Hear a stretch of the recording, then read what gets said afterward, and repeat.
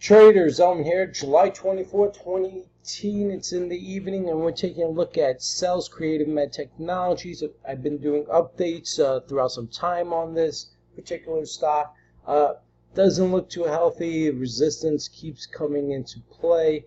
Obviously, it's at its only support level, and it's probably the strongest one that it has.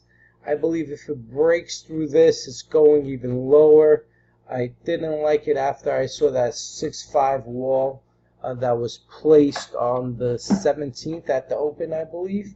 First it was the 7s, and then obviously it showed more resistance at the 7 level, and then the 6.5 wall, then the gap up, broke the gap, closed the gap, which I didn't like to see.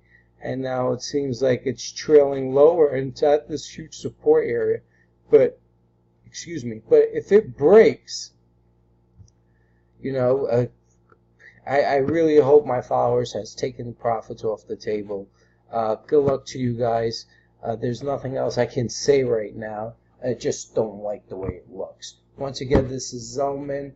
You can follow me on Twitter at Trading Teacher, or you can go to my website, www.thetradingteacher.com.